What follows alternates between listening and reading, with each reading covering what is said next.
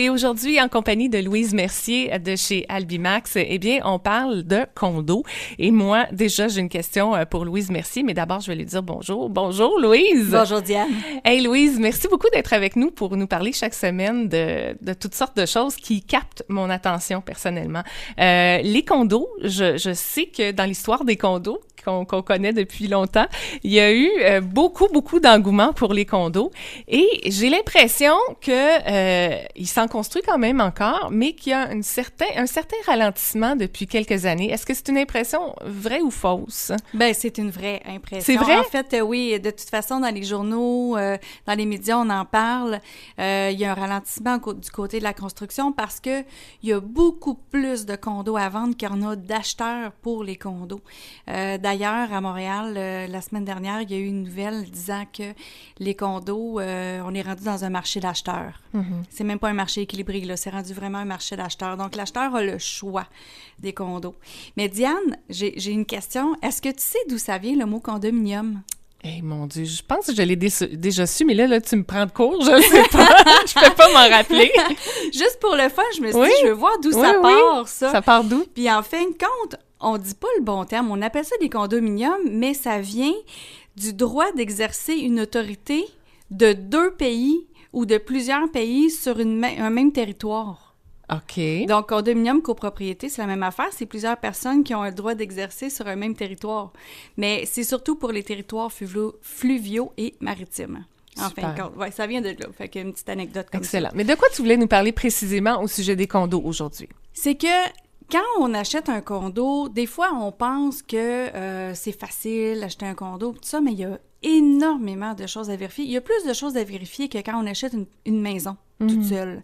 Parce qu'on a une déclaration de copropriété à vérifier. Ça, c'est vraiment un document qu'il faut lire. C'est un document d'une centaine de pages là, qu'il faut lire. Ça fait état du syndicat, comment il est formé, combien de personnes doivent siéger sur le syndicat, combien de personnes doivent discuter ensemble une fois de temps en temps et à quelle fréquence pour l'état du condo.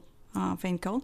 Et là-dedans aussi, il y a les règlements. C'est là-dedans qu'ils disent si on a le droit des animaux, si on n'en a pas le droit, si on a le droit de barbecue. Il y a les règlements de la copropriété là-dedans aussi. L'autre chose qu'il faut demander quand on achète un condo, c'est les états financiers au moins des 2 dernières années pour voir qu'est-ce qui a été fait sur les condos, donc, puis qu'est-ce qui est à venir, dans le fond, là, puis combien il reste d'argent. Combien il reste d'argent dans le fonds de prévoyance? Le fonds de prévoyance, là, en passant, c'est pas pour l'entretien. Le fonds de prévoyance, c'est uniquement pour les gros travaux qui s'en viennent, le genre la toiture, peut-être la brique à refaire, l'asphalte, le terrassement, mettre une clôture. Donc, c'est pour vraiment des gros travaux qui s'en viennent changer les fenêtres, les portes. Mm-hmm. Puis aussi de voir c'est quoi la dernière Assemblée générale, qu'est-ce qui a été voté de faire éventuellement. Puis si je reviens au fonds de prévoyance, le Code civil prévoit un 5 % minimum. Tu sais, les fameux frais de condo qu'on parle là, de chaque mois, puis tout ça. Bien, il faut qu'au moins qu'il y ait 5 % de ces frais-là qui soient mis dans le fonds de prévoyance. Puis le fonds de prévoyance, jamais il doit être touché pour de l'entretien régulier. Donc, pas pour le gazon, le déneigement ou changer le caulking. Là. Ça fait pas partie du fonds de prévoyance. C'est vraiment de l'entretien régulier, les frais de condo, l'autre 95 %. Mais on s'est aperçu avec le temps que 5 % c'est peut-être pas suffisant. Il faudrait peut-être voir à en mettre plus. Puis l'autre chose aussi, c'est que les nouveaux condos, on dit « Ah, tout est neuf, là, on est bon pour un bon bout de temps. » Sauf que quand tu vas vouloir vendre dans 4 ans, dans 5 ans, puis qu'il n'y a rien dans le fonds de prévoyance parce que vous avez juste mis le 5 % minimum, bien, peut-être que l'acheteur va être moins intéressé que l'autre qui a mieux géré ses affaires. Oui. Parce que le toit, il ne sera pas moins cher parce qu'en ce moment, il n'y a rien à faire, là. Quand il va être à changer, le toit, là, tout augmente chaque année. Mm-hmm. Donc, le toit, dans 15 ans, dans 20 ans, dans 25 ans, il va être bien plus cher qu'il l'est aujourd'hui. Donc, il faut vraiment mettre de l'argent de côté pour ça. Puis quand on vend, bien, l'argent qui est dans le fonds de prévoyance, elle reste là. On ne peut pas demander notre quote-part, on ne peut pas demander notre partie. Là. Oui, oui. L'autre chose, en plus de l'hypothèque, des taxes municipales, bien, c'est ça, il y a les frais de condo. Fait qu'il faut vraiment voir combien qu'on est capable de payer par mois. Parce que des fois, on achète, on dit hey, « je suis capable de me payer une hypothèque de temps, avec les taxes municipales de temps. » Puis là, il y a des frais de condo, 300 $. Hein? Oui, mais il faut regarder ce que ça contient, ces frais de condo-là. J'ai une amie qui a un condo à vendre, puis elle, le 300 $, ça inclut l'électricité, l'eau chaude, ça inclut tout. Ça inclut aussi les taxes municipales et scolaires. Oui. Donc, tu sais, sur le coup, c'est comme 300 $ par mois, sauf que ça fait juste mettre l'argent de côté pour pouvoir payer les taxes municipales et scolaires, payer l'électricité, payer l'eau chaude. Ça inclut plein de trucs. Ça inclut plein de trucs.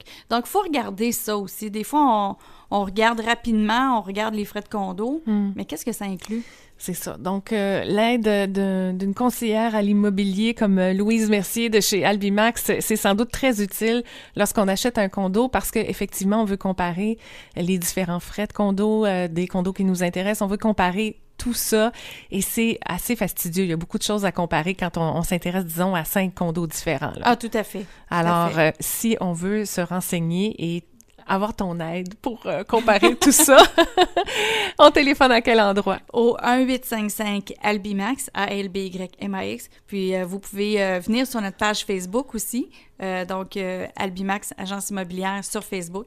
Puis sinon, notre fameux site Internet www.albimax.com. Et d'ailleurs, il y a un grand concours en ce moment dont on voit les détails sur le site Internet du FM 103.3 dont on va parler la semaine prochaine. Oui, on va parler du concours la semaine prochaine, plus en détail. C'est vraiment un concours extraordinaire. J'ai jamais vu ça dans d'autres bannières et sur d'autres radios. Super. Alors, j'ai très, très hâte d'en entendre parler plus précisément, mais en attendant, pour plus de détails, on va sur le site Internet du FM 103.3 ou sur le site Internet de Albimax. Merci, Louise, d'avoir été là aujourd'hui. Merci.